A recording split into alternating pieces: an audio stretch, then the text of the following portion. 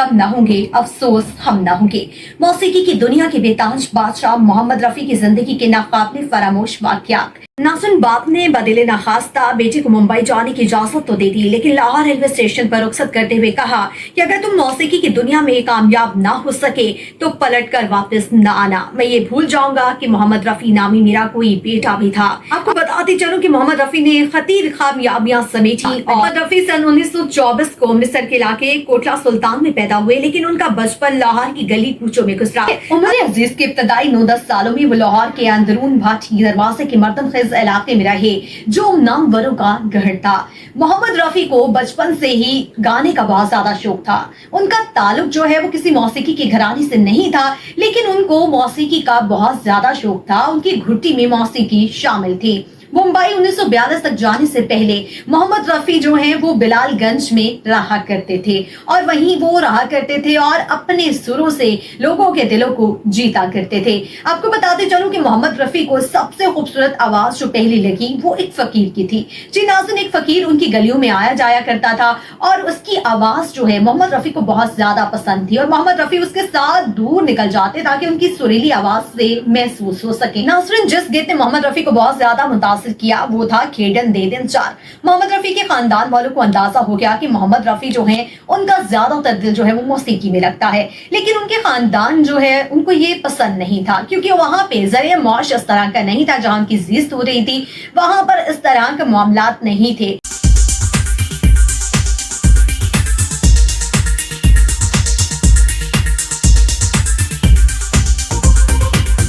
रफी के भाई का हेयर सैलून था जहां पर मोहम्मद रफी को बिठाया गया। मोहम्मद रफी की सर पे कोई और धुन सवार थी। मोहम्मद रफी वहां बैठकर भी अपने फन का मुजाहिरा करते, वो दरबारों पर भी अपना हुनर आजमाते थे। भाई के हेयर सैलून पर ऑल इंडिया म्यूजिक प्रोड्यूसर जीवन लाल की आमद हुई और उन्होंने मोहम्मद रफी की आवाज सुनी और उन्हें बहुत पसंद आई, और यूं मोहम्मद रफी के लिए रेडियो के दरवाजे भी हमेशा के लिए खुल गए। 1937 में के एल सहगल की लाहौर आमद एक सकाफती जिंदगी का हिस्सा है। इस मौके पर जब वो स्टेज पर परफॉर्म कर रहे थे तो स्पीकर बंद हो गया और उन्होंने गाना गाना बंद कर दिया।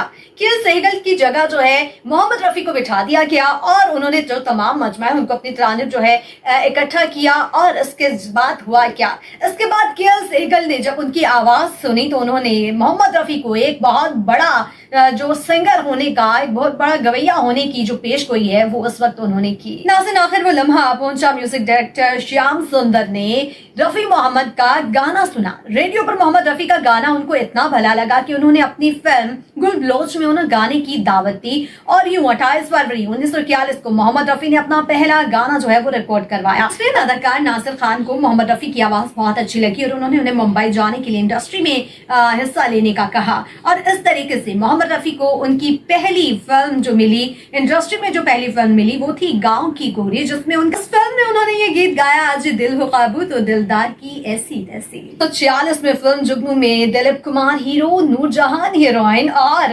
मौसीकार फिरोज निजामी भी मोतरफ थे मोहम्मद रफी के। फिल्म जुगनू में जो है उन्होंने नूरजहान के साथ गाना गाया और नूरजहान की सिफारिश पर जो है उन्हें गाना मिला, और 72 बरस बाद भी वो गाना जब भी आप सुनते हैं तो कानों में रस खोलता है। यहाँ बदला वफा का बेवफाई के सिवा क्या है, मोहब्बत करके भी देखा मोहब्बत भी धोखा है। इस फिल्म जुगनू से मोहम्मद रफी को बहुत ज्यादा पजीराई मिली। फिल्म जुगनू के बाद मोहम्मद रफी की फिल्म मेला ने जो है मोहम्मद रफी के प्लेबैक सिंगर के लिए एक जो कदम थे इंडस्ट्री के अंदर वो मजबूती से जमा दिए, और उसमें उनका ये गीत, ये जिंदगी के मेरे कम न होंगे, अफसोस हम न होंगे, अफसोस हम न होंगे, इस गीत ने उन्हें शोहरत की बुलंदियों तक पहुंचा दिया। फिल्म दुलारी का ये गीत सुहानी रात ढल चुकी न जाने तुम कब आओगे बहुत ज्यादा मकबूल हुआ।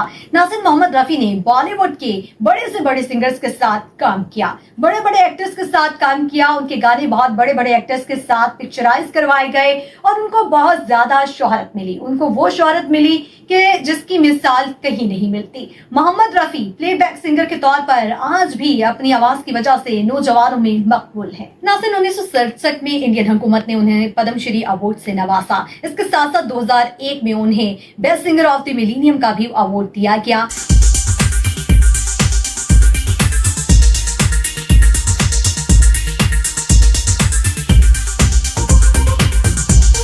बताती चलूं कि एक पोल के जरिए उन्हें best singer of the Hindi cinema का अवार्ड भी दिया गया है। BBC एशियन नेटवर्क के मुताबिक मोहम्मद रफी का ये गाना बहारों फूल बरसाओ मेरा महबूब आया है बहुत ज्यादा मकबूल तरीन बॉलीवुड का गाना था। नाज़रीन, मोहम्मद रफी 1980 में दिल का दौरा पड़ने से मुंबई में इंतकाल कर गए थे। इंडियन हुक्मरानों की तरह दूसरे ममालिक के हुक्मरान भी मोहम्मद रफी के कदरदान थे। श्रीलंका में एक आजादी की तकरीब में मोहम्मद रफी ने परफॉर्म करना था और जैसे ही उन्होंने परफॉर्म किया सुर बखेरे वो तमाम सरकारी ऑफिशियल्स और वज़ीर आज़म जो उस वक्त महफिल में थोड़ी देर के लिए आए थे उन्होंने उठकर जाना था, लेकिन वो मोहम्मद रफी के आखिरी गाने के इख्तिताम तक वहीं मौजूद रहे। नवाज शरीफ की बात की जाए तो नवाज शरीफ भी मोहम्मद रफी के फैन हैं। सुहेल वराइज के एक सवाल के जवाब में नवाज शरीफ ने बताया था कि वो मोहम्मद रफी के बहुत बड़े फैन हैं और मोहम्मद रफी के गाने अपने दोस्तों के दरमियान बैठकर वो गाते थे। नाज़रीन, यूं तो मोहम्मद रफी ने दुनिया भर में परफॉर्म किया, लेकिन लाहौरी जो हैं उनका गाना सुने बगैर ही रह जाए। नाज़रीन, यूं तो मोहम्मद रफी ने दुनिया भर में परफॉर्म किया, लेकिन लाहौर बराह रास्त उनके सुर और उनकी मौसीकी सुनने से महरूम रहा। नाज़रीन, यास्मीन खालिद रफी जो मोहम्मद रफी की बहू थी, उन्होंने अपनी किताब मोहम्मद रफी माय अब्बा आई एम हियर के नाम से जो किताब लिखी थी उसमें उन्होंने बताया कि 1962 में जो है मोहम्मद रफी का प्रोग्राम था लाहौर में कॉन्सर्ट का, लेकिन चीन और इंडिया की जंग की वजह से ये प्रोग्राम जो है ना हो सका। अब आते चलूं कि यास्मीन खालिद रफी ने इंकशाफ किया कि मोहम्मद रफी जो है रेडियो पाकिस्तान बहुत ज्यादा शौक से सुनते थे और उसकी सबसे बड़ी वजह जो थी वो अमजद बरादरान साबरी बरादरान की कवाली थी जो उन्हें बेतहाशा पसंद थी। नाज़रीन, आपको बताती चलूं कि लाहौर मोहम्मद रफी के इंतकाल पर बहुत ज्यादा गमज़दा रहा और बहुत सारे अखबारों में उनके मुतालिक बहुत ज्यादा कॉलम लिखे गए। इंतजार हुसैन ने भी मशरिक में एक कॉलम लिखा था। नाज़रीन, मोहम्मद रफी की करियर के हवाले से बात करें तो उन्होंने हिंदुस्तान के बड़े से बड़े सिंगर के साथ काम किया। उन्होंने लता जी के साथ भी काम किया। लता जी ने उनके हवाले से ये बताया था कि मोहम्मद रफी बहुत अच्छे गुलकार हैं, उनकी बहुत ज्यादा तारीफ भी की थी और कहा था कि वो बहुत अच्छे इंसान भी हैं। वो बहुत ज्यादा हंसी मजाक वाले और मेल मिलाप वाले आदमी थे और इतनी ज्यादा शोहरत के बाद भी उन्हें कभी भी गरूर नहीं आया था। वो बहुत ज्यादा सादा और शफीक इंसान थे। आशा भोसले से एक दफा सवाल किया गया कि किशोर कुमार, मेंढे और मुकेश में से आपका पसंदीदा गुलकार कौन सा है, तो आशा भोसले ने कहा कि आप मोहम्मद रफी को भूल गए हैं।